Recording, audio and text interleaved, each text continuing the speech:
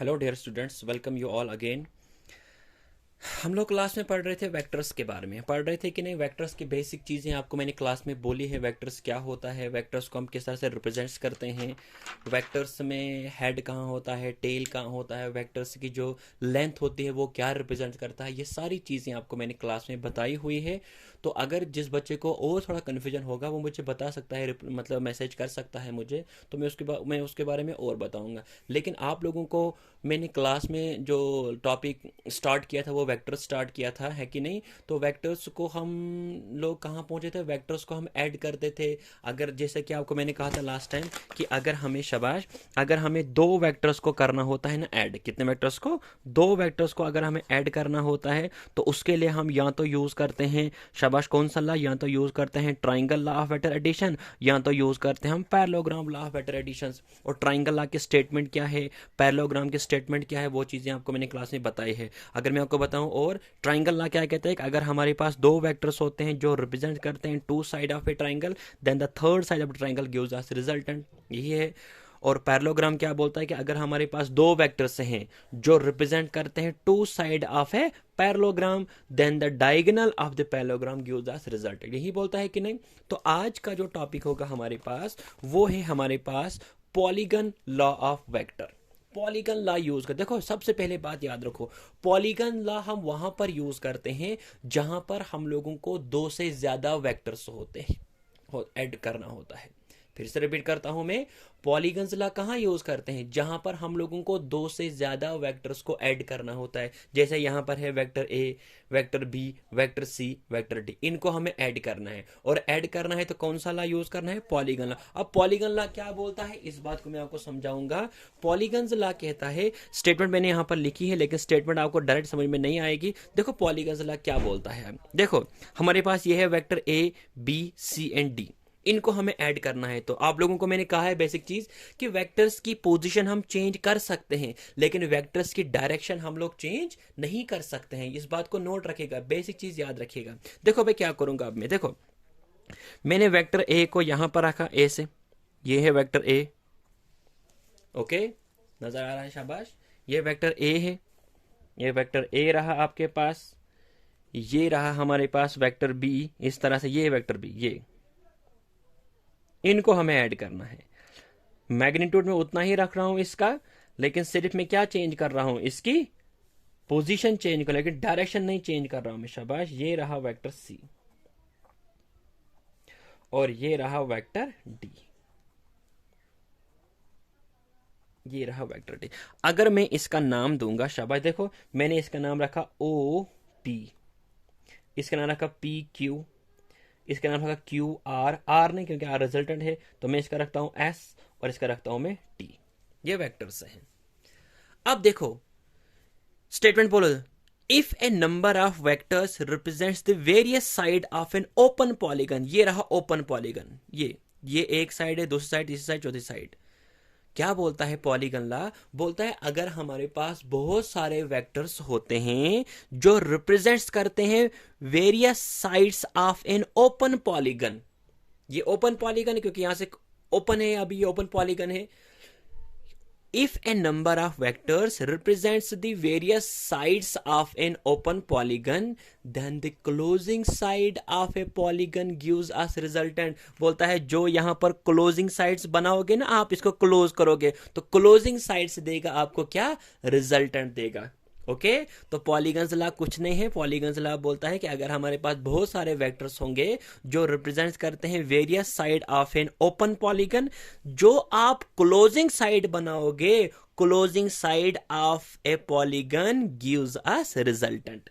बात आई समझ। तो जब मैं यहां पर क्लोजिंग साइड बनाऊंगा ना मैं, तो क्लोजिंग साइड ये है इसकी, तो आपको मैंने कहा भी है क्लोजिंग साइड हमेशा आती है अपोजिट डायरेक्शन में। देखो ये रहा वेक्टर ए, इधर बी, ये चलता है सीरीज में, लेकिन रिजल्टेंट हमेशा क्या आता है, अपोजिट डायरेक्शन में। मतलब रिजल्टेंट जब भी हमें ड्रा करना होता है तो हमें हेड टू हेड मिलाना होता है और टेल टेल मिलाना होता है।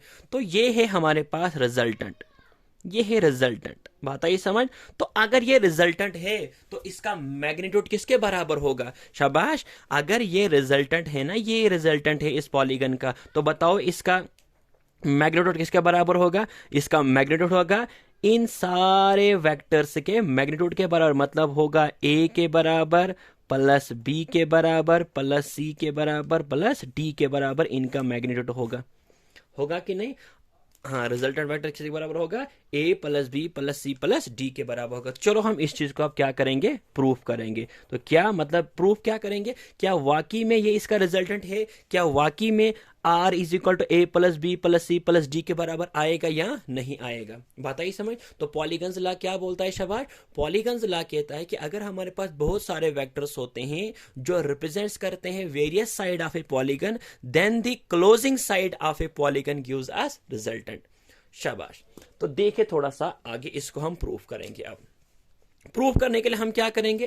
प्रूफ करने के लिए मैंने यहां सबसे पहले यहां से एक लाइन ड्रा किया। मैं ब्लू पेन का ही यूज करूंगा। मैंने यहां से एक लाइन ड्रा की यहां तक। ओके, तो देखो थोड़ा इस ट्राइंगल में, तो मैं क्या लिखूंगा? इन ट्राइंगल, कौन सी ट्राइंगल? मैंने तभी इसके नाम रखे O P Q, in triangle O P Q. शाबाश, बाकी को भूल जाओ, सिर्फ इस ट्राइंगल को देखो।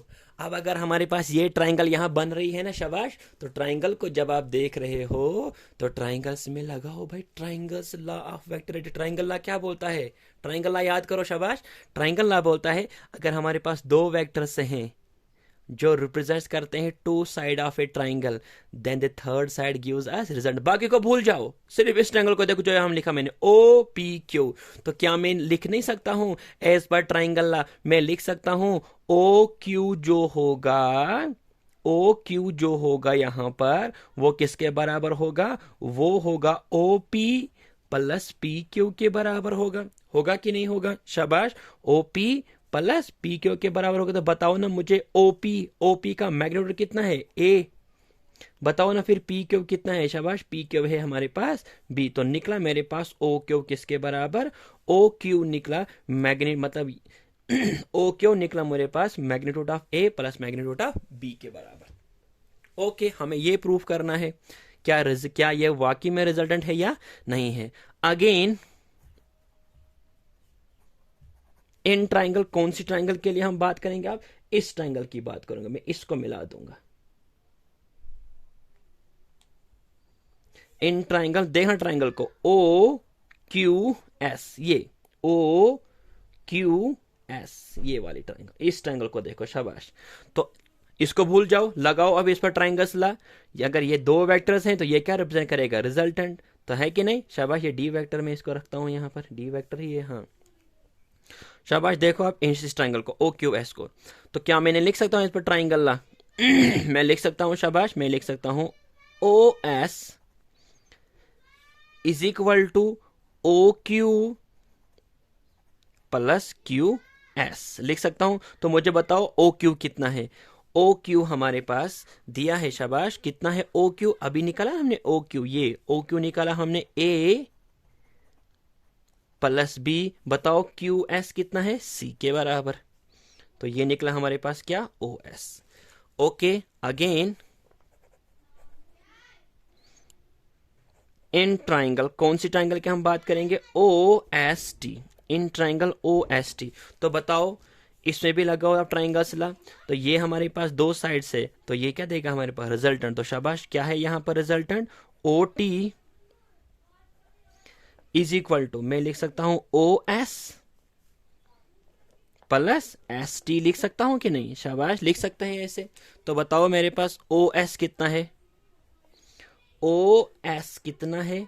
सॉरी, ओ एस नहीं यार, हाँ ओ एस सी। बताओ ओ एस कितना निकला है? पीछे निकला ना ओ एस, तो ये निकला है ए प्लस बी प्लस सी। बताओ एस टी कितना है? एस टी डी है।